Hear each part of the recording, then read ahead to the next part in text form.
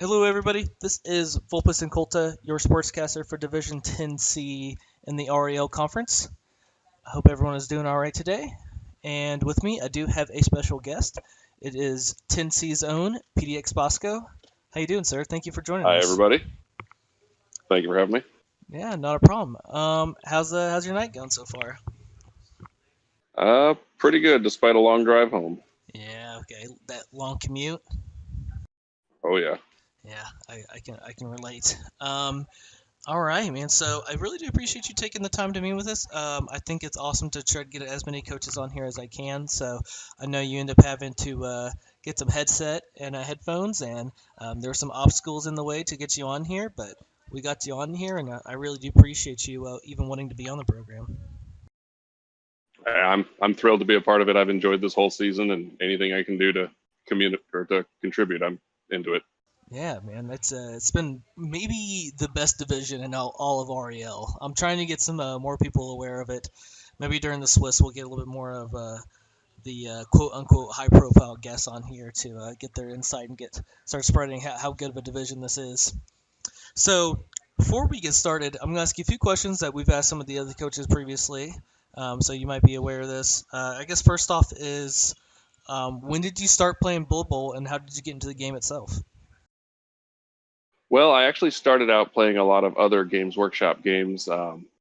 Started out with Blood Bowl, the original video game, for a little while. Picked up Blood Bowl 2, and actually had moved across country from I'm in Portland, Oregon, to North Carolina, and moved back because there's a local tabletop club here, Ordo Fanaticus, that they've got guys that have been playing for since literally first edition tabletop. I played my Wow. first season with them, finished middle of the pack in the kind of the B league, as it were. But and it's I've just been fortunate that I've had a lot of really amazing tabletop opponents that's really helped me up my game. That's fantastic. That is seems like an invaluable resource. So you said you're in the middle of the pack within kind of the B division there. What team do you play in tabletop? Most recently, I was unsurprisingly playing dwarves. They are my go-to for pretty much everything. All right. So why dwarves? What do you like most about them? They don't die, or they Yeah, shouldn't, yeah. Unless you run into that claw, right? But yeah, yeah. I can or I can a relate. troll turn one. Hey, yeah. Ladders, the underworld troll has been known to Oh kill yeah, people. That's funny. Um, that's really cool. I can relate. I'm playing with a chaos dwarf team, so I do appreciate the lifespan and the punchability of the dwarves that they have on the line of scrimmage. So yeah. It's I've also played the Union Elf or Elf Union in kind of like the Games Workshop Blitzmania League, and found they were borderline disposable players, but agility 4 and their speed just makes it ridiculous. yeah, I actually play them in a separate league in Blibble Tactics. I play with Pro Elves or Elven Union, and yeah, it's I like their cheap linemen. That's awesome, but yeah, AV7. It's in a perpetual league. It's tough to stay competitive for a long time. Oh yeah. All right, man. So, how did you figure out that Rebbl existed, and what made you want to join? One of our actual former local players, he just moved away, is Michael S., who's another Rebbl player. I had been looking to just play more Blood Bowl, and he's been playing with Rebbl previously. Another one of our players local was Dare Cannon, or Dare Cannon, I'm not sure how he pronounces it. Um, they both been playing in Rebbl and said, just jump on. The new season's going to start up soon. Get yourself signed up, and here I am. Oh wow, that's awesome. Yeah, I've heard of both those coaches.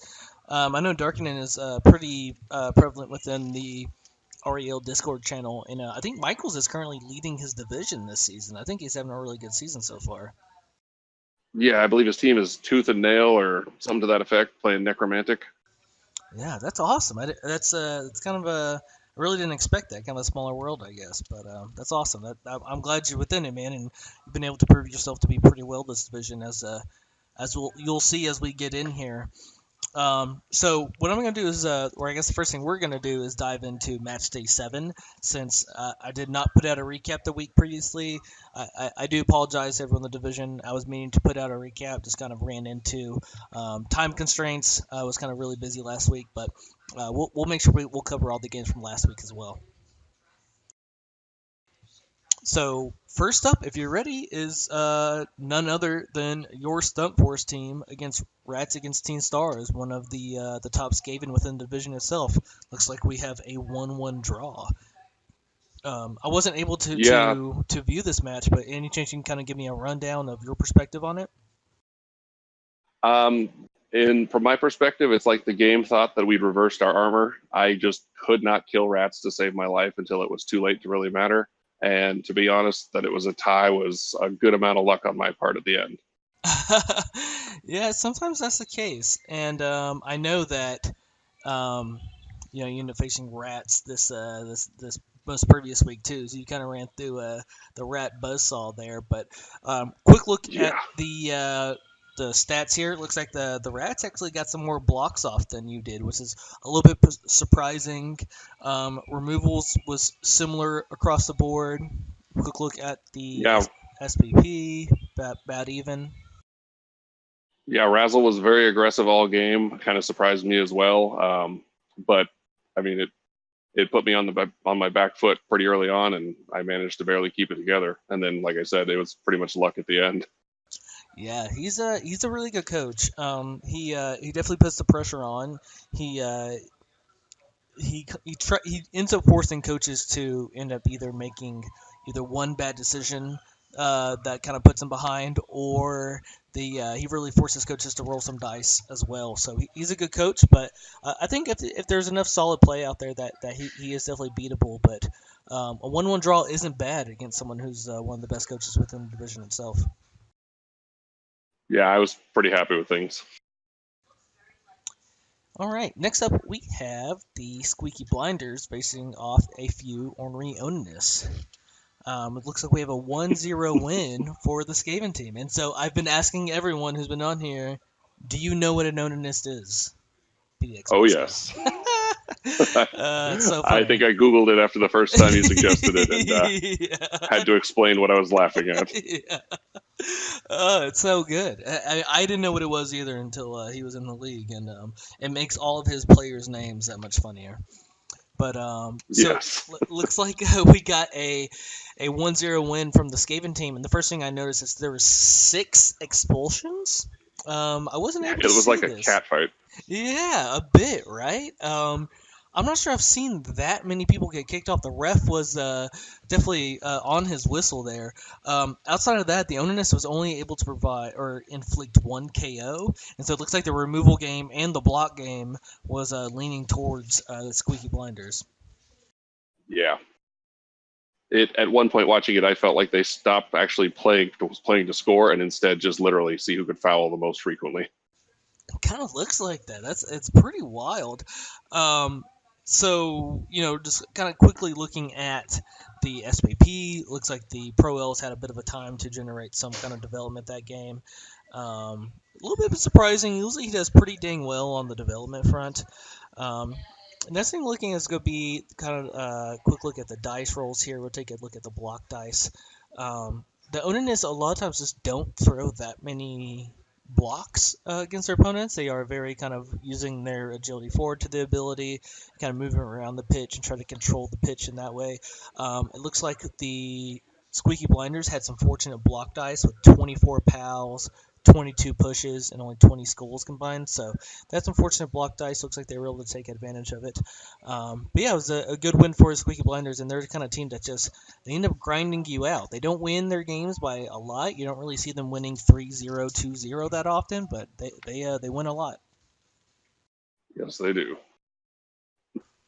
Next one we have up is the Gorsh Knights of T facing off against the famous Wizards of Hawk, and man, this was a beatdown here. I think within the Discord itself, a lot of people reference this Bretonian team as the steroid Bretts with all their level ups, and man, they put the beatdown on them this week, didn't they? Yeah, that watching the replay on that, it just hurt watching how many times just punch after punch after punch was dropping elves, and the Bretts just couldn't stay off the ball. So yeah, I watched this game as well, and man, I think this was the second week in a row for Hawk that his armor just did not hold up for whatever reason. No. I mean, their AV8 it shouldn't be Shouldn't be that bad. It shouldn't be that bad. In the last 2 weeks, it feels like every time he has someone getting punched, there's some sort of removal involved, and he got diced pretty hard on this one. The score doesn't quite reflect the skill between the two coaches, and as you can see here, kind of 6 removals, and even that I feel like is not as kind. You see 6 removals inflicted by the Brett's team, but if you dive into the total removals, 6 KOs sustained, 5 casualties sustained. There was fouls involved. There were some failed dodges that ended up causing some removals as well. This is overall a pretty brutal matchup for Hawk. Yeah, that hurt bad. But hey, I mean, good coaches take advantage of the good dice. I will always say, never feel bad for getting good dice, right? I mean, there's going to be plenty of times, if you play this game long enough, that you're going to get a lot of bad dice, and you should never, ever feel bad for getting good dice. No, something's got to balance out what feels like just a tidal wave of ones sometimes. Yeah, And exactly. when it comes, you take it. Yeah, exactly. And that's exactly what the Bretonian team did. Tons of SVP, tons of development this game. What was that 12, 13, 19, 23 total SPP this match? They did absolutely fantastic with the circumstances that they were giving. And yeah, this is a team that has come on really strong here in the middle of the season. Yeah, I'm actually pretty happy that I played the Bretonians really early in the season because they've only gotten better. Yeah, they have come on strong. Next one we have up, and one that I'm a bit sorry that I missed while I was live, is the old Nurgle off between two of the better coaches that we have within the division, two of the funnier coaches we have in the division. And that's the Rowdy Rebbl Rousers of Atomics against Truck's Torture Club, and looks like Atomics was the one that came out on top here with the 1-0 victory. Yeah, it early on, it was just kind of a lot of back and forth, and Nurgle they play a little bit like dwarves in my eyes. They tend to be fairly slow, but once they got things going, they just kept going at each other hard. Yep.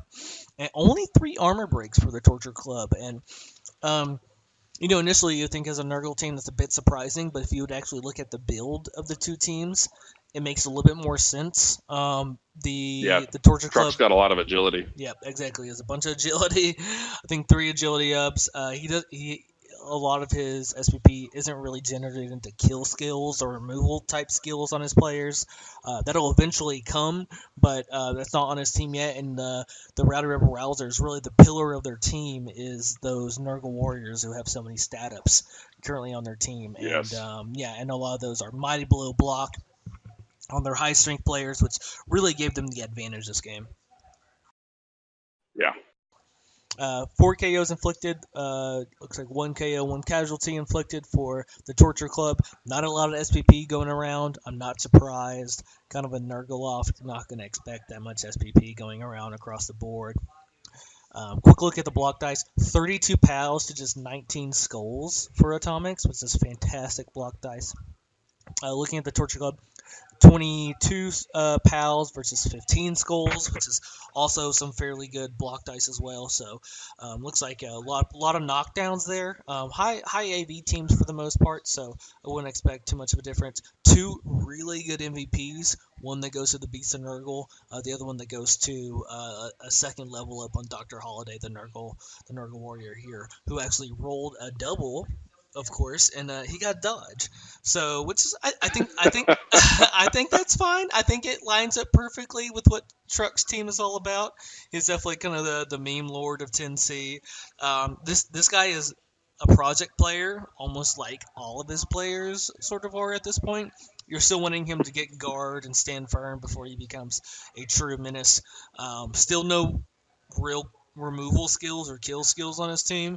I would have been real tempted to just kind of skip the double there and take Mighty Blow, but he went with the dodge player to make him kind of a real kind of thorn in your side for anyone who's playing him. Yeah, getting him out of the way would just be awful. Yeah, exactly. I mean, eventually, I think that he has probably. I think he has the single most unique Nurgle team build I've ever seen or played against. It's just so weird. Yeah. But it's done well for him. I mean, it's kind of boom or bust. I mean, I think I was the first one to tie him, but still. Yeah, exactly. He is very boomer bust. You're right about that. And he's uh he's kind of a funny guy within the Discord as well. So he takes it all in good humor as well. So he's uh he's fun to have in the division. The last matchup we have with Week 7 is going to be the Morg Smashers. Our name is Legion faces off Grindle's Safety Hazards. We see a 1-0 victory here for the Orcs. Kind of the first thing that stands out to me is our name is Legion finally got an MVP on a Black Orc. This man has been sacrificing whatever he's can to get an MVP on the Black Orc. He has had such a difficult time developing those positionals, and finally was able to get one up and get block on him. So that was an awesome MVP for him. 18 armor breaks this game, so it looks like the Orcs just really laid down the pain on this Underworld team. Yeah, it's anytime you're against anything with goblins or anything comparable. I mean, you can't not just hope for just removal after removal like that and just rack up the SPP. Yeah, exactly, exactly. And so, when you're an underworld team that doesn't have his team is actually starting to, or Grindel's team starting to come around really nicely, and they're just becoming more and more difficult to play. But whenever you're playing as an underworld team, unfortunately, you're very dice reliant.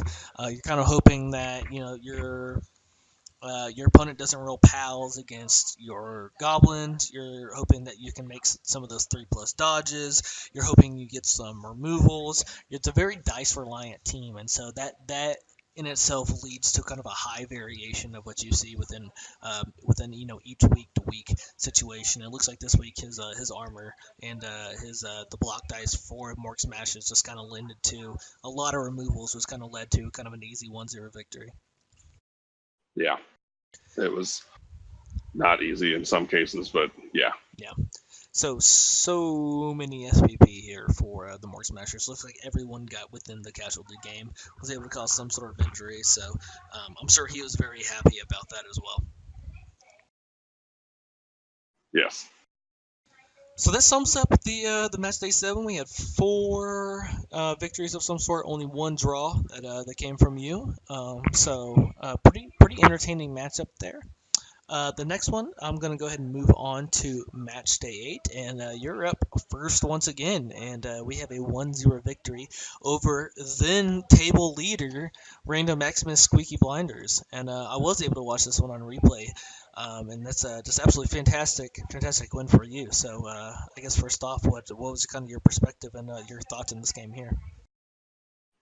So playing back-to-back Skaven's probably one of my least favorite opponents, just especially as dwarves. They're just so much more maneuverable. Um, it's another one where, in my opinion, it came down to luck. He went for a turn 8 pass that he just Yep. couldn't catch, and I got lucky. And then late game, if this is the game that I can remember, I believe the ball settled on one of my dwarf blockers after he blocked one of my runners that had the ball, and I happened to be within striking distance to barely get that touchdown at the end. Yeah. It was kind of just compounding luck, and I felt like we both played a really good game, but ultimately dice got involved. Yeah, that's sort of how Blood Bowl works sometimes. Sometimes the dice will decide who wins and who loses. The one big difference I did learn after playing against playing the previous rat team, I really tried to up my block game and just try and beat him off the field as fast as I could, and got my block numbers up quite a bit. Yeah, exactly. But it still just wouldn't die. yeah, no deaths. You didn't kill anything, but yeah, that was gonna be kind of the first thing that I noticed was you definitely. It looks like you went for a lot more blocks. You significantly outblocked the other team, significantly outremoved them. They were able to kind of achieve 2 injuries there, but. A lot of removals there, I think, had to have helped you a little bit there towards the end of the match. Pretty even SPP across the board. I think it was a pretty well played match, like you said. I think you took and I think in general your play style is somewhat of a. I mean, correct me if you think I'm wrong here, but at least on defense, I think you elect to take a conservative approach to where you keep your team spaced out the way that they need to be spaced out, and you won't engage until you find kind of an opportunity to start engaging. I think it was around like turn 4 or 5. His team started to kind of consolidate in the middle of the field, and you took that upon yourself to start basing some other players kind of for the first time in the matchup, and started to throw a lot of block dice right after that. But would you call your kind of defensive tactics anyway kind of a conservative? Yeah, I've been accused of playing a very elfy dwarf defense. I like to, just stay one back when I can and just basically burn as many turns, wasting their time. If they want to engage, great. Knock them back, keep that space, and then pretty much exactly like you said, when I see opportunity or when I see a threat that I can't counter, and it's like, okay, it's now or never. Yeah, That's when I tend to just switch gears and just dive in headlong. yeah. Yeah, and I think it's worked out well for you. And so this is a fantastic win. This is one of the better wins from anyone within the season itself against a very good coach who has performed so well. So you have to be happy with it. Quick look at the block dice. You Oh, had 42 pals versus 44 skulls, pretty even. 27 pals versus 24 skulls, pretty even for him as well. Can't really say anyone got diced one way or the other as far as blocks are concerned. So it looks like this is a well played matchup overall. yeah. The only thing that I found between the two of us that numbers wise was a little hard was he had a lot of ones, and I felt like that kind of came on him pretty hard. Yeah, yeah, and a lot of agility teams. They are in themselves also dice reliant. So anytime you kind of snake a dodge or snake a pickup or or fill a catch, that can really kind of put your team at risk of getting large removals the next turn. Yeah, And but next one, very happy with the result. yeah, as you should be. That was awesome. And next one we have up is probably the most surprising result during the week. And we have Rats against Teen Stars, kind of giving the Breads team a taste of their own medicine with a 4-1 victory overall. Yeah, I was really surprised because I felt like the Bretonians have had lots of momentum late this season, and then to see like when I first saw that score posted, I was Yeah, kind of in disbelief at first. yeah, me too. You're kind of like, what the hell? I need to check this one out. A lot of removals from the Bretonian team. 8 knockouts, 2 injuries inflicted. Through a lot of blocks, outblocked the Rat team, who 44 blocks themselves is pretty good. But ultimately, this kind of came down to Rats doing Rats things, and they kind of just ran all over and ran wherever they wanted to against this team. Yeah, the gutter runners are the bane of everyone's existence.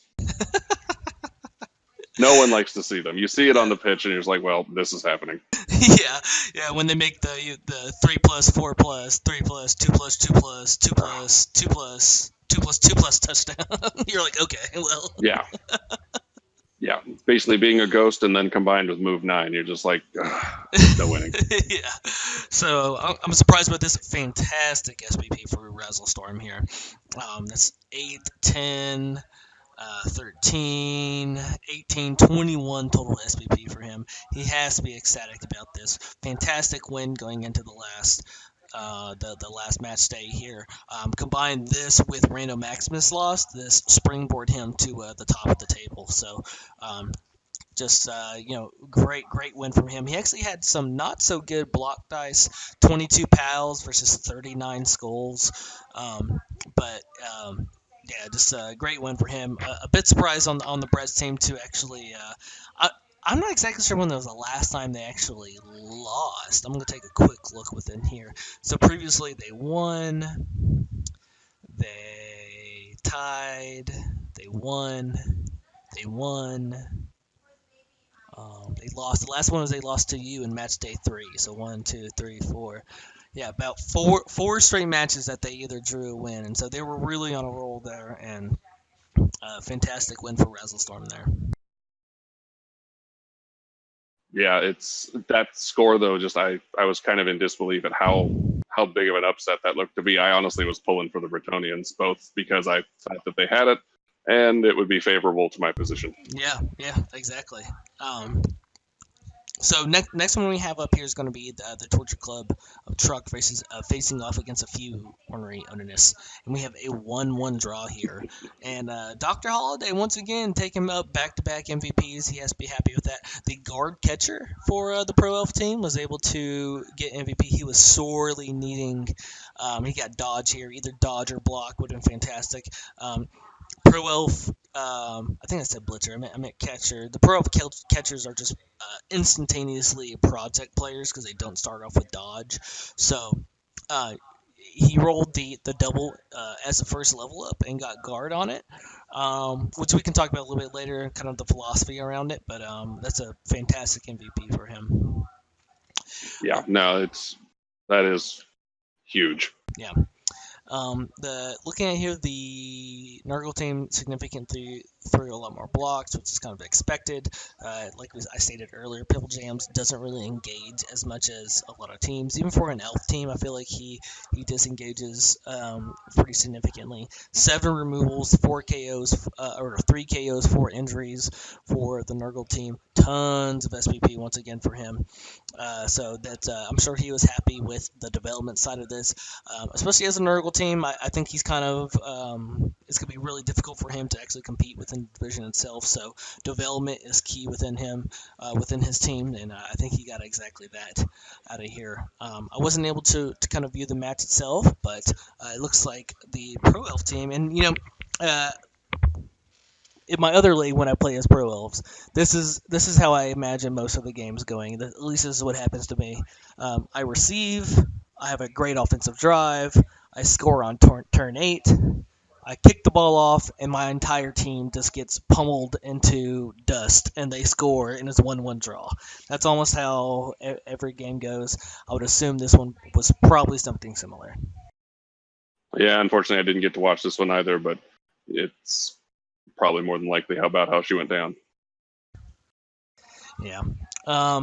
So last one we have up is another draw, and this one was the Safety Hazards with a 2-2 draw against the Rowdy Rebbl Rousers. And I wasn't able to see this one, but I saw that there's quite a bit of commotion within the Discord channel after this one happened, and it appeared that the Atomics, who has a plus agility rodder, and partially because Truck, who also has a plus agility rodder within this division, told Atomics, I guarantee you will not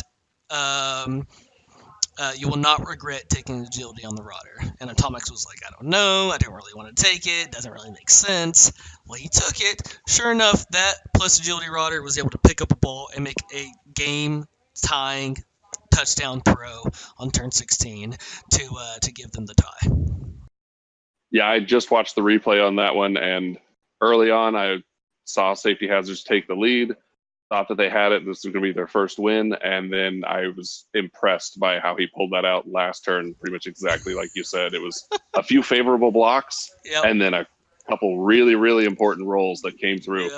Yeah, and I know Atomics was really excited about getting the draw on that one, so it was one of those fun games. I feel a little bit for the Safety Hazards here. I feel like for the most part,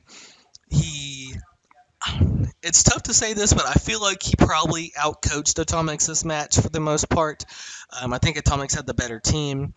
The Grindel and the Safety Hazards, they've had a bit of bad luck throughout the season. I really wanted to see him get his first win of the season, but Atomics at the end really kind of pulled it off. And congrats to him. That's exactly what he needed, was to kind of get the draw there, to kind of stay in the contention that he had. So 2-2 victory, or in 2-2 draw, is a bit of a high-scoring matchup that I wouldn't have expected. Yeah, no, I was pleasantly surprised by the tie, but at the same time, it was a really, really lucky play at the end, in my opinion. It's a bit heartbreaking, right? He had the right player, but yeah, I really wanted it to be the Safety Hazards. You feel a little bit for Grindel there and the Safety Hazards. One thing is that Flammable, his Blitzer had 12 SPP that match. He did get the MVP, but he also had a touchdown and I believe that's 2 casualties as well. So Flammable has just been absolutely on fire here. This is a block Mighty Blow Claw Blitzer. And so what I'm going to be doing that's at the end of the season, or towards the end of the season, I'll be putting together a kind of an all division team. I'm not sure if you've seen it like in other sports publications. They'll do like all conference teams or all pro teams, all star teams. I'm going to put that together, and Flammable is one that is most definitely kind of favored to be on there as long as he can survive till the end of the season. That's always hard as a rat. Fantastic. Especially on that team. Yeah. You see, for me, when I played them, it's as much as I want to go goblin stomping. If you get rid of the rats, the whole thing gets better. Yep, exactly. Yeah, exactly. Fantastic SPP for Atomics. He has to be happy about that. So it's super entertaining matchup there. That just kind of sums up this division as a whole. I think. just Yeah, kind of a crazy back and forth matchup. That's kind of at the end. You have some wild play that kind of get pulled out the ass and ends up being a draw.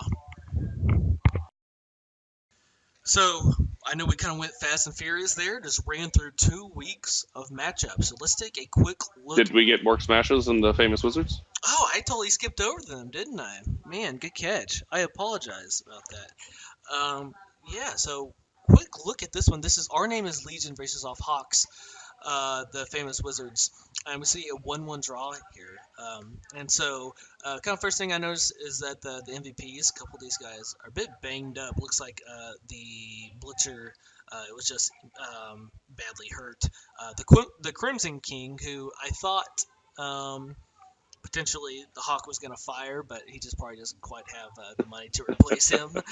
He gets the MVP. He was a fantastic player during the earlier in the year, and he got a movement bust, unfortunately, but he's still a pretty good player. That hurts on a catcher. Yeah, it looks like the Orc team actually sustained a death as well. I'm kind of a bit curious now of who might have died. They actually early on the Elves first half, it was the Elves half. They got a couple early injuries that really helped, and I felt like What? Chow's Hawk Yeah. they played a nice, clean game, played a really good game. Second half, the Orcs, too late in the game, in my opinion, remembered how to actually hit, managed to land a couple of injuries, but then pulled out that like really, really late touchdown to tie it up. Okay. I actually thought the Elves knocked the ball loose, and I was really wondering how that was going to play out, having seen the score before watching. And it barely got pulled back together for Our Name is Legion, but he did it. Wow. I was surprised you said Hawk was on the other side of the removal game early in this matchup. Feels like every match he plays, it's just his entire team just kind of gets wiped out. So um, even at the end, it looks like the Orcs threw enough blocks that I'm not surprised that they were able to out remove the L team. Pretty solid SPP across the board for both these teams. I think both these teams are kind of towards the kind of the bottom half of the division, so development is the utmost importance for these teams, especially moving kind of looking ahead to see how they can situate their teams to be competitive, not just for the Swiss, but also for potentially next season as well. So it was awesome to see that there's so much development going around for both teams. Yeah, fantastic. I didn't mean to skip over that one. I'm not sure why my brain did that. Just totally didn't see that. But fantastic. There it is. Now we have completed 2 weeks of kind of reviews of the games themselves. So let's take a quick look at the leaderboard. And we can see right at the top, number 1 and 2 are none other than the two Skaven teams within the division. Not surprised here. I've said it from the very beginning. Chops, you agree with me. The Skaven is just built to be competitive right off the bat, and that's kind of what we're seeing here. Yeah, I felt like neither team had enough deaths for my liking, and they just kept getting stronger and stronger. They kind of kept momentum from the start. Yep. And I think they might actually have the same amount of points overall. So that's 12, 16, 15, 16. So they both have the same amount of points, 16, going into this last week. But I know Razzlestorm has a significant advantage in the touchdown differential, which is why they're currently atop of the table. Yeah. And right behind them, with a total of 13 points, is your PDX Bosco Stumpforce. And your team has really come on really well in the later half of the season. I think even Truck mentioned in the Discord that your play, just from viewing how you're playing in the first week to how you're playing the last 2 weeks, has significantly improved. I think you've been kind of the most improved coach skill-wise and decision-making wise over the course of the season, and you've really put yourself in position here to compete for a playoff spot.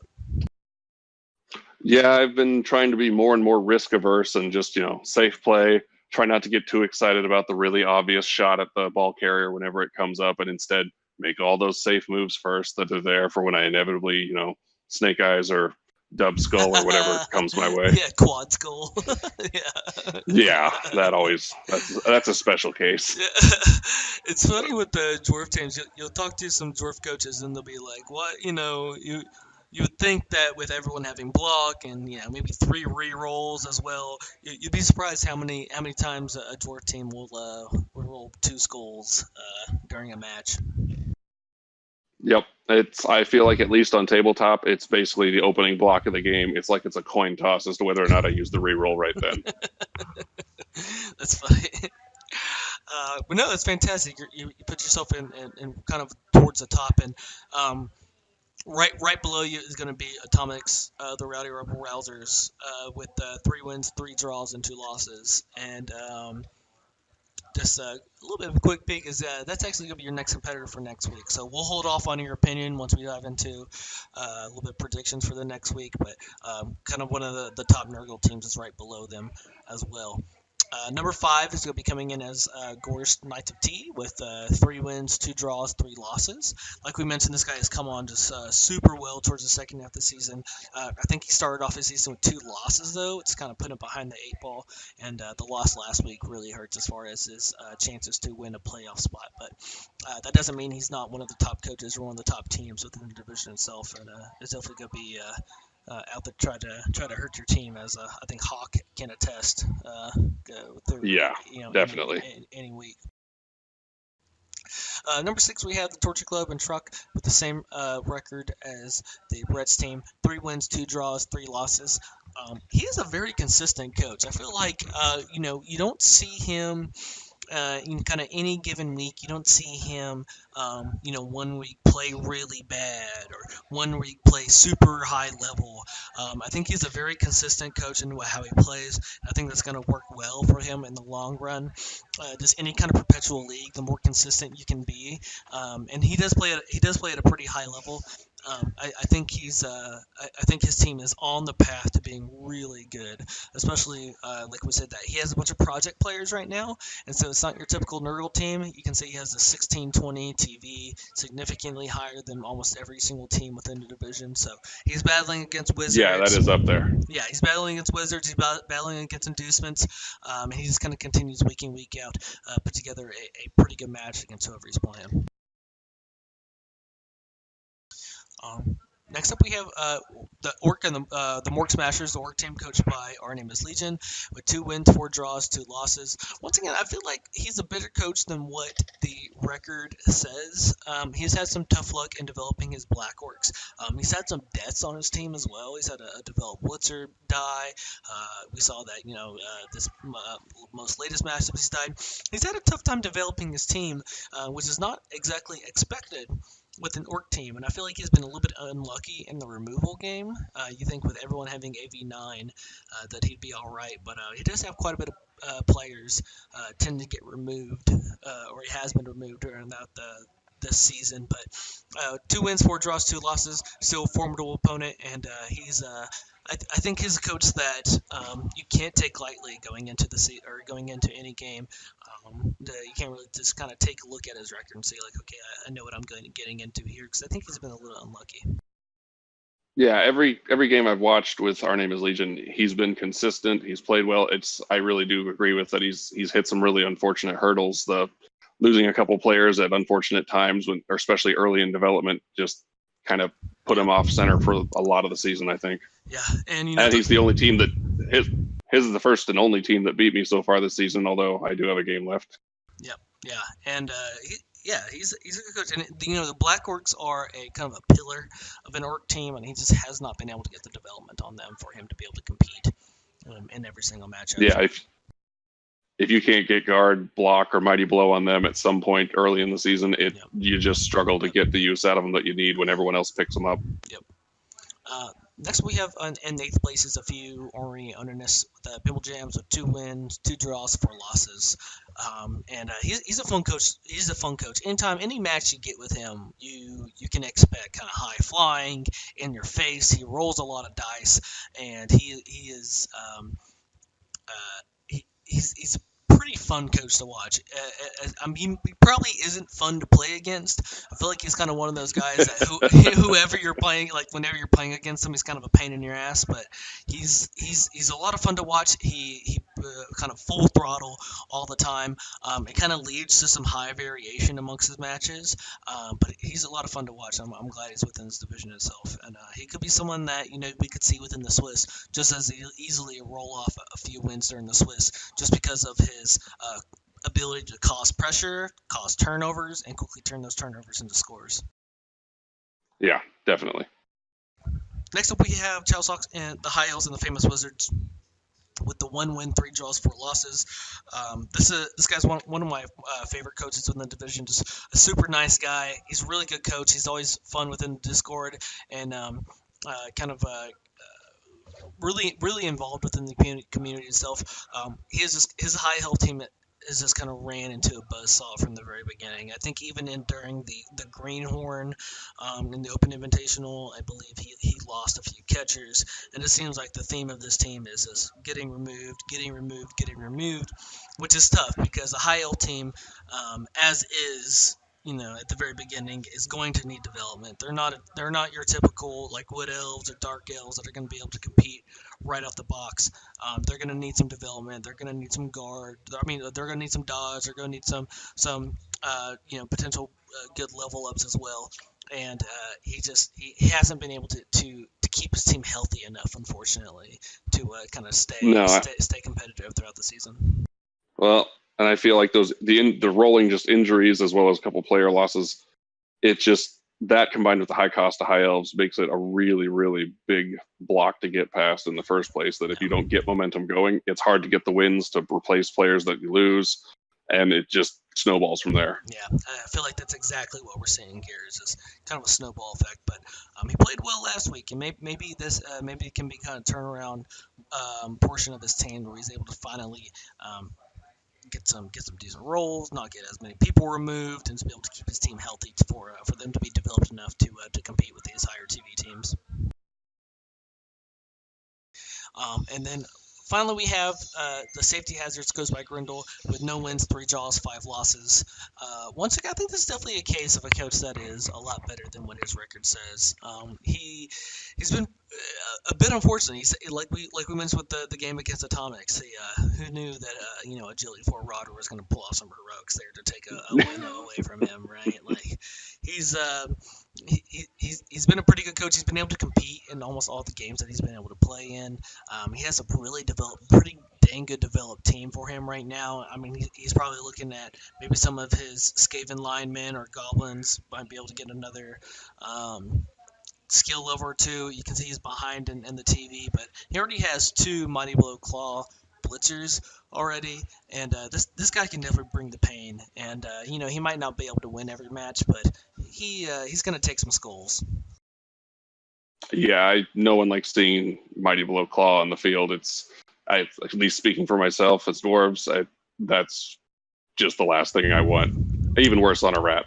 Yeah, exactly. So now we come up here. What we have is, before we dive into kind of some of the teams, what we have here is the last week of the kind of preliminary season. What we have afterwards is what is called a Swiss for the final 4 games of the season. Are you familiar with how the Swiss works within Rebbl, in particular, how it's going to work with your division here? No, I actually had no prior experience with Rebbl, so this is all new for me. Yeah. So how it's going to work is they're pretty much the admins are going to set up a kind of quote unquote new league for us to set up. So the leaderboard as is important as far as the playoff race is concerned and who's going to take that top spot at the end of the Swiss. But as far as the Swiss is concerned, they're not going to be able to include the record going into how the matchups are set up. So after this week, what is going to happen is that it's going to be randomized who faces who for the first week of the Swiss.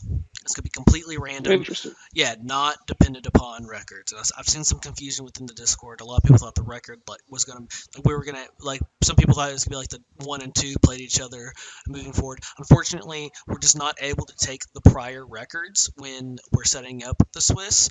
It's almost as if it's a new league.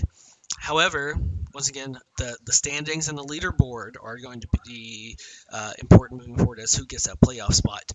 However, once the Swiss starts, the records are not going to be used in determining who your first opponent is.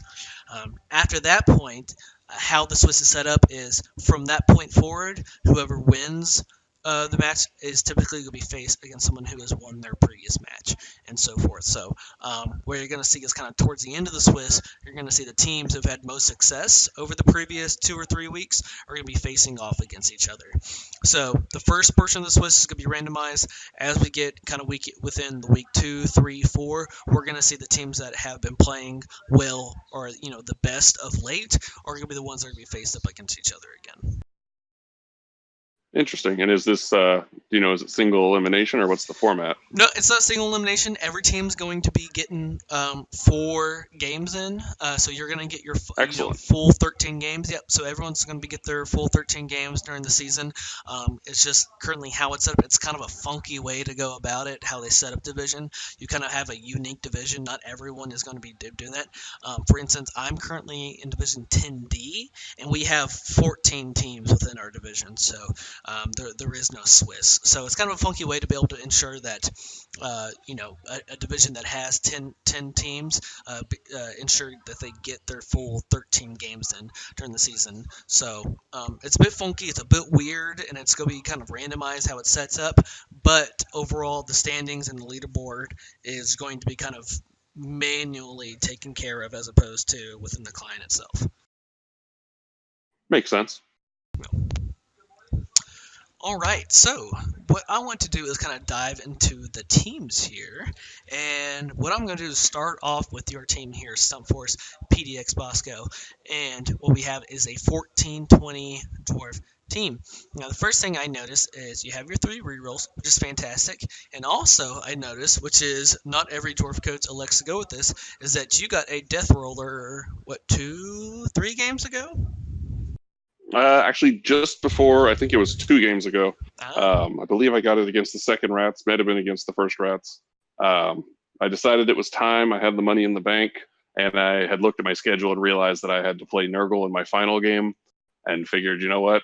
I'm going to want it. May as well just pull the trigger early. And landing a couple of injuries in games prior to that caused me to be down a player made it a little easier to decide. Yeah, I can understand that. So the Death Roller all of a sudden takes a typical dwarf team that you had previously. Guard, guard, guard, guard, and guard. Mighty Blow on the Troll Slayer. And so all of a sudden it kind of takes your typical dwarf team and kind of raises it up a level. And all of a sudden you have this element of a strength 7 player kind of dominating in the middle of the pitch. Yeah, I've used the Death Roller in a tabletop league before, and I've found that it is a one-trick pony, but it's quite the trick. Yeah, no doubt. So I really think it's going to come into a factor against the Nurgle team that you're going to be facing up. That we'll take a look at Atomic's team here soon. I think that's going to be a real pain for him if he can take up, even if he's just taking up a few tackle zones, a few of their highest ranked players. That in itself just becomes so valuable and allows your guard pieces to be more mobile as they go around and being placed where they need to be placed. Yeah, if I could use that thing just to literally tie up his Beast of Nurgle for half a game, it's worth it. Or if I get my wish, I'm hunting Rotters. Yeah, no doubt. And so, looks like you do have, unfortunately, a blitzer who has a makes next game. You do also have a Longbeard that has a niggled injury that will be playing this next matchup. But for the most part, your SPP is pretty evenly balanced. You have a lot of players that are around the 9, 7, 12 mark, and kind of put your team in pretty prime position to be pretty tough to deal with here. Five guard is by far the most within the division. Yeah, I found this whole season I struggled to get SPP on any one player consistently, except for 1 or 2 of the runners, and it's finally coming to bear fruit where they just can't not yield a skill at this point for a lot of players. It's been a long time coming. Yeah, it's awesome. Um, Another thing that I noticed is that not every dwarf coach rolls with two troll slayers. One is because of the AV8. Two is frenzy can be hard to control if you're not an experienced coach. What is kind of your experience rolling with the two troll slayers so far? I honestly can't imagine playing dwarves without the two troll slayers. In part, in my eyes, because they're such a character piece on the team, but also I've depending on how you use them, offensively, especially if you're doing an opponent that likes to do the one space back trick. Um, they can be really handy to actually literally force feed opposing players to your longbeard, so you can just roll your cage forward while tearing down a couple players. And then there's no better piece on my list to surf with. Yeah, that's fantastic. I think that's a good point. And also against the higher strength teams, which before you had a death roller was maybe more of an issue, but against the higher strength teams, having that dauntless allows you to be able to put your players in position to actually knock down those higher strength pieces as well. Yeah, even I mean, despite everybody starting with block and a lot of people having tackle, it's 2 dice uphill. Even if you're a brand new Chaos Warrior, it just hurts every time. It's a clench, and you're just hoping that you can't re-roll dice if you don't fall down, even if you're not getting what you need. Yep, agreed. So awesome. So I guess one question I have for you is, if you were to have one skill, any skill, whether that's a stat up or a level up, who would it be, and what would the skill be, and who would it be placed on? Mm, Plus, Probably my usual go-to is I usually actually like to give the Death Roller grab just to make sure he's got playmates throughout the game, or to again just keep feeding the rest of my team. So in the event that until the Death Roller rolls doubles and gets blocked, I found that to be really, really reliable for me. Guard's also handy there. yeah, But the other one, if I can get doubles on a runner, he gets dodge. I don't yeah, think about it. It's just a given, especially because they always get blocked first. yeah, yeah, no doubt. That's awesome. I like that. I like that. All It's right. predictable for a dwarf team, but it works. Yeah, it, it's true that dwarf teams are predictable when it comes to development. I'm not going to argue that. You get a lot of guard, you get a lot of mighty blow, you get a lot of stand firm. However, when you get your doubles, when you get your stat ups, then it starts becoming interesting. Like, when is it worth it? When does it make sense? When do you take it? Do you take, if you have a troll slayer who's eventually going to be kind of your mighty blow pile on piece, and you roll doubles on, let's say, your first or second skill up, do you take jump up? Do you take dodge? You see a lot of interesting troll slayers out there within the league that are block dodge, mighty blow, but they have a hard time kind of getting to that next level to get the pile on. Or you see Yeah. teams out take the jump up before they get the pile on, and once again, it takes a long time for them to, can they live long enough for them to be able to get the pile on or whatever it is. So, I personally like getting dodge and then sidestep on one of my blitzers just by virtue of they might end up carrying the ball. They've got the armor to get in there and take a beating and just be a nuisance. And it's just ridiculous in the first place. yeah, agreed. And there are a few coaches out there that have some ridiculous dwarf teams as far as stat ups are concerned or level ups are concerned. So, yes, they are predictable in what they're going to get. At the same time, once you do get the stat ups, they're not as predictable as a lot of other teams. Like for elves, if you roll a double, it's guard, or if it's on a blitzer, you're going to get mighty blow, guaranteed every time. That's not always the case when it comes to dwarves. I see a lot of coaches on their long beards take sidestep over dodge, because just be able to place their guard in more prime positions for the next turn, which I think can be a case that can be made. So just having that mobile guard piece is so valuable. I think dwarves teams kind of get a little bit too much slack for their development. Yeah, and I haven't had the heart to develop the rare and elusive passing game dwarf team. Maybe the next time I build one, I'll do that. Why I've are heard you? of it. Yeah. Why are you even in 10C if you can't roll an edge yet, man? Come on. Yeah. So the next team I want to take a look at is gonna be Atomics and his the Rowdy Rebel Rousers, and this is the team that you're gonna be facing up next. I guess first off, I just want to get your general thoughts on this team that you're facing up and what you think might be the most challenging aspect against facing them. Well, the one of the things that I noticed right away in watching some of Atomics' games, he puts the Sage, his Beast of Nurgle, like he just gets it stuck in. It's a great piece to do that with. It's, I know, relative to playing dwarves, I personally hate them because basically as soon as I touch it, unless I can put it down, I'm stuck next to it for the rest of the drive effectively. Yeah. And Atomic seems to have gone a little more of an aggressive traditional Nurgle route than Truck went with his. I mean, there is obviously the one AG4, but for the most part, it's a little more traditional Nurgle.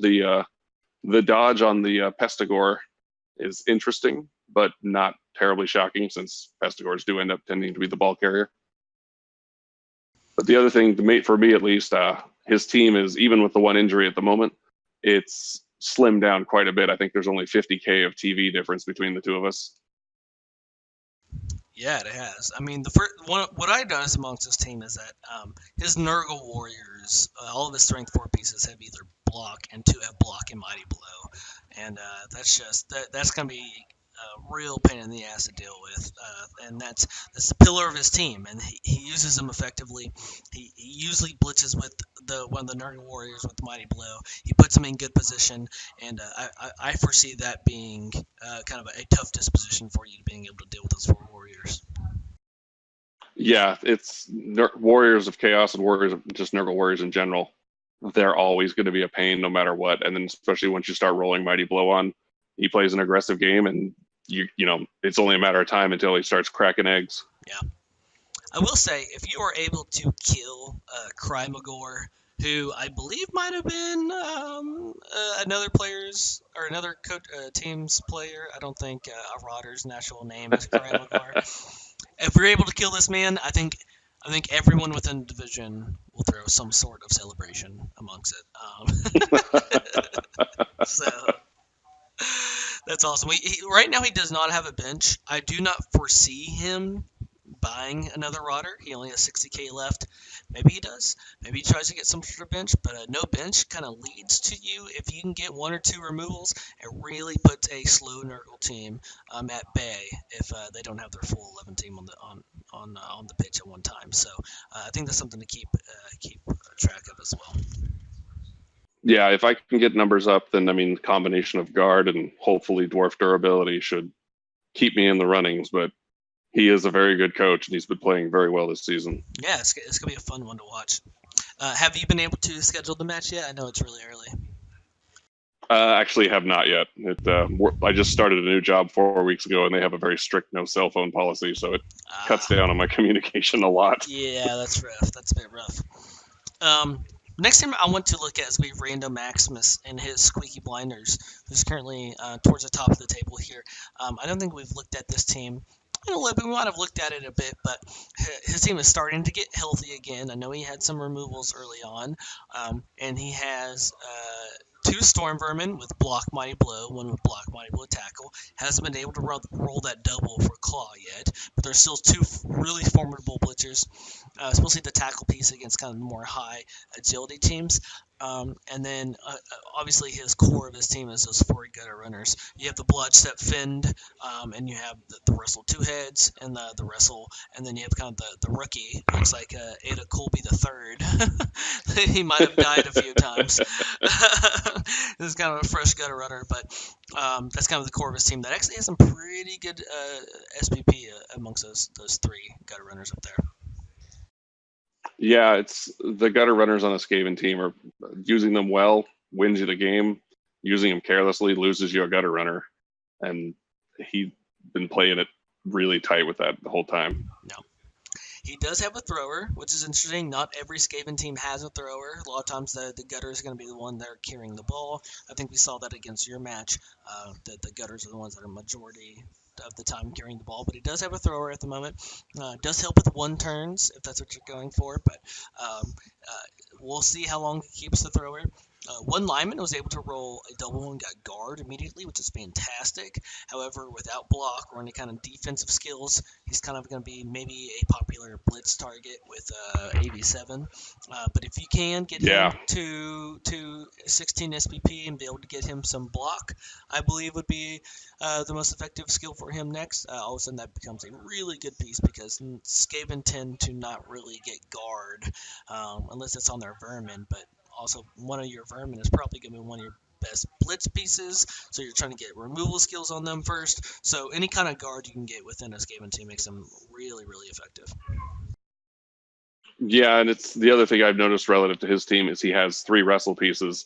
And if there was a team that was almost built for wrestle, just the sheer movement for a Skaven team Yep. popping back up, you've still got enough movement that it Yep. really makes work of it.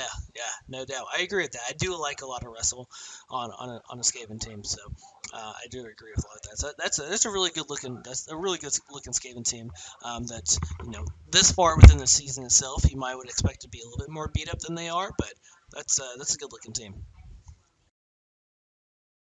All right, is there a team that you want to check out before we move into predictions for next week?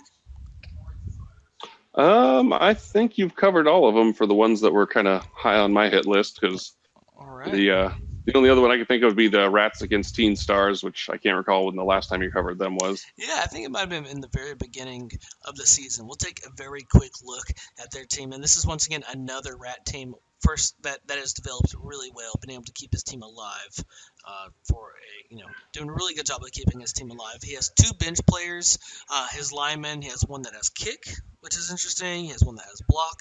But once again, the core of his team is just getting some really good development here. We have 2 blood step gutters. We have the wrestle strip and a block tackle, which is a bit interesting. I don't think I would have taken tackle as a second skill on the block gutter, but once again, we have 4 gutters that all have at least 22 SPP apiece on them at least.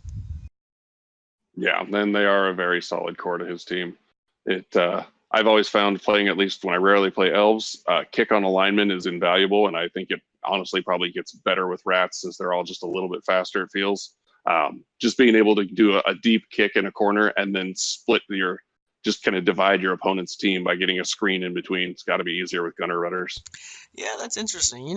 I personally don't value kick that much. I think against lesser coaches, that's true, to where lesser coaches, they don't set their team up in a way, or they do set their team up in a way that allows them to be able to get split up easily. I think against good coaches, kick is not as valuable of a skill. That's a lineman you're not able to put on a line of scrimmage if you want to use them, and that's also. Yeah, I mean, I can get the high movement team. I really think this is just kind of more of an opinion than anything else, obviously, right? But I think Yeah. I think kick against really good coaches isn't as valuable of a piece. I would rather see wrestle here, or dirty player with the 2 bench that he has. But I think kick is something that you have to consider at the very least. And I think the player that has the most potential on his team is going to be Harry Styles here, the Block Claw. Rolling Claw as your first level up on a Star Vermin is kind of shit.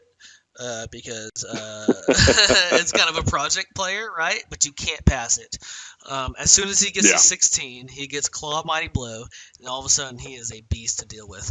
I think he's been stuck on 8 SPP for a long time. I would try to start feeding this guy touchdowns if I was him. I think he scored 4 touchdowns last game, and I don't think Harry Styles got any of them. This guy needs to be starting to get fed some touchdowns if possible, because he has a chance to be your number 1 player on this entire team. No, I definitely agree. All right. So that was a kind of a quick look at the teams. Now, what I want to do is dive into next week's matchups and try to give some predictions. And are you listed first on every single one of these matchups? I think you might be. I actually noticed that I was the first week when I just clicked through the season, and I was curious if because I was the last to use my ticket or what the deal was. But yeah, I was at the top every week. You're at the top of every single one. I just don't notice that. So here you are. We got PDX Bosco's Stomp Force versus Atomics, the Rowdy Rebbl Rousers, and this is going to be the face off between teams, coaches number 3 and number 4 is within the table, 2 coaches that are still within playoff fighting position. However, I think both of you are at a point where a loss puts you with kind of how the Skaven teams are just kind of taking they're winning a lot of games. It's going to be tough for them to not continue to win a lot of games. A loss for either one of you kind of puts you behind the 8 ball for at least the playoff spot for this season. So we I believe I can at best tie if both rat teams lose their next games. I think I can tie for a 3-way tie for first, and then it would go to touchdown differential. Yep. So still plenty of games left for you to be able to. Still 5 games left for you to be able to compete for that top spot. But a loss here would be pretty tough. It's against 2, damn good coaches in the division, some of the better coaches within the division. My prediction is, I think you come out on top of this one. I think your Death Roller ties up the Nurgle team. I think you get 1 or 2 removals, and it allows you to place your guard to counter their strength advantage that you have that they have. And I think you come out on here at a very narrow victory here. I'm happy to hear it. I think that I'm finally, my team's finally coming into its own. The skills are rolling in. That said, I looked at the scores for all my games. It's either 1-0, 1-1, or 0-1, which I'm generally pretty happy with. Yeah. I feel like it could just as easily be a tie. I'm hoping for a tie or better. Yeah. I usually don't try to predict ties. I try to predict if someone wins or not, but I would not obviously be surprised if there's a tie in that matchup.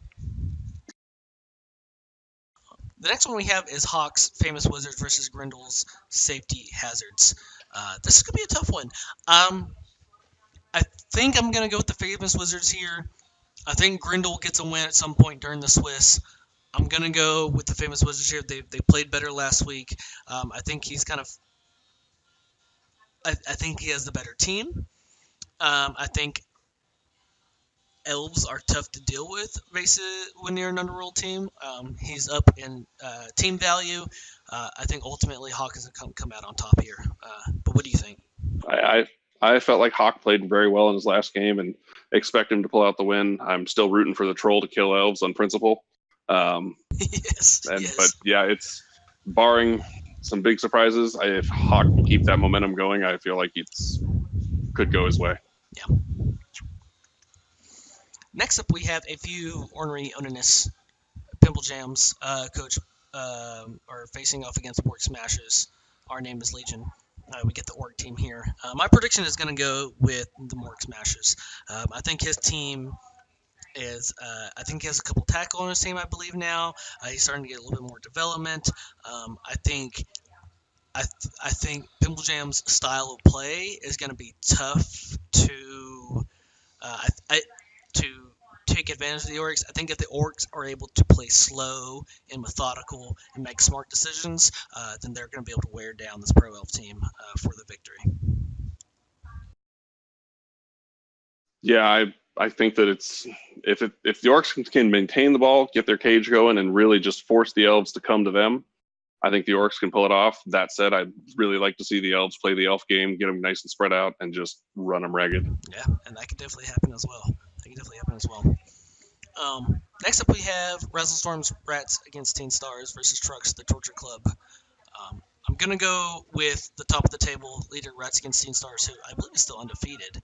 So, as much as I'm wanting Grindel to get his first win in the division, I'm waiting for Razzlestorm to get his first loss within the division. I'm not sure it happens here. Razzlestorm very well could have a wizard this matchup against that, and giving Rat a wizard against a Nurgle team is going to be very tough for Truck to be able to win this one. I think he also has a strip ball gutter runner, and I'm not sure that Truck has sure hands.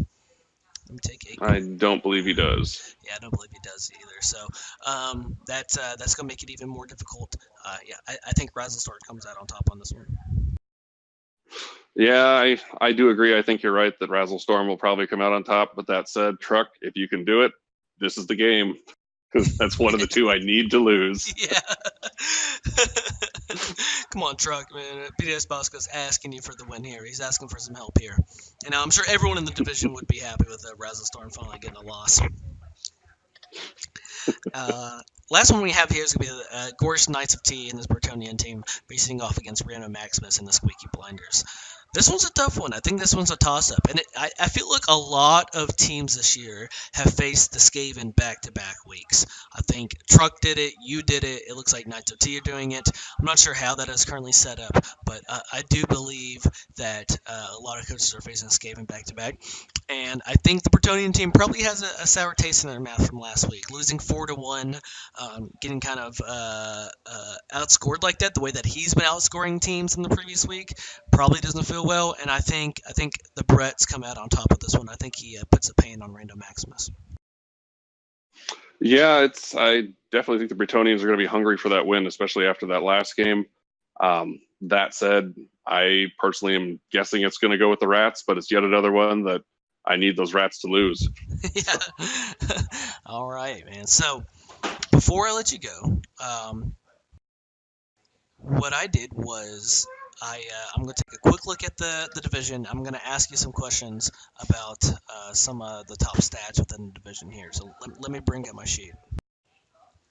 All right, so I'm going to ask you a few questions about the division to see how well you know the division.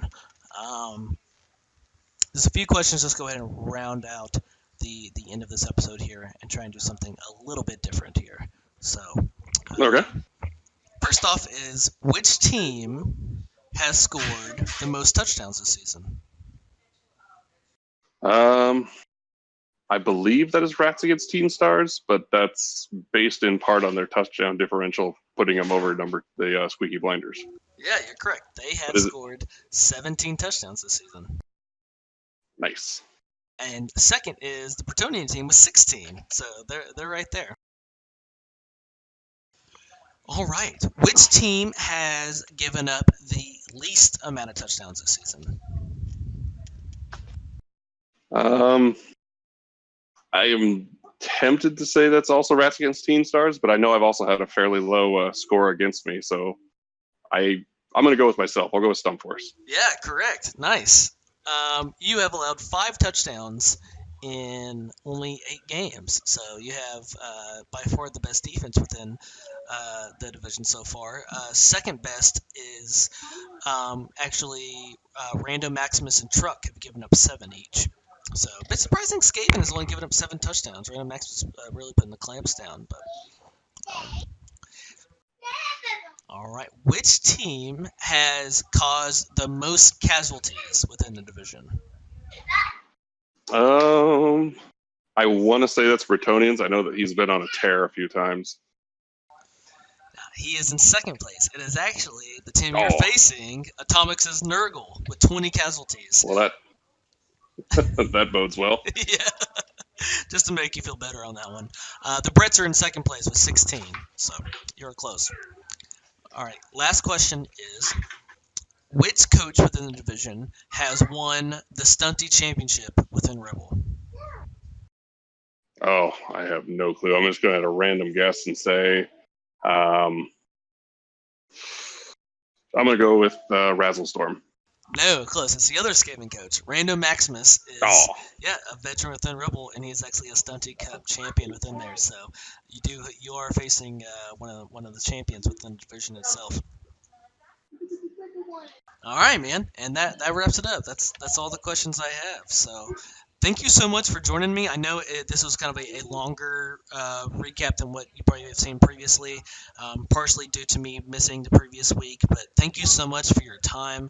I hope you enjoyed it, and I definitely wish you luck throughout the rest of the season. Well, thank you, and thank you very much for having me. I'm sorry it took so long to get me on. No, you're good, man. You're good. I really do appreciate it. And maybe we'll get you back on for the Swiss, or we'll get you on for some sort of segment outside of that as well. But thank you everyone for joining, and I hope you all have a good week, and I'll catch you next time.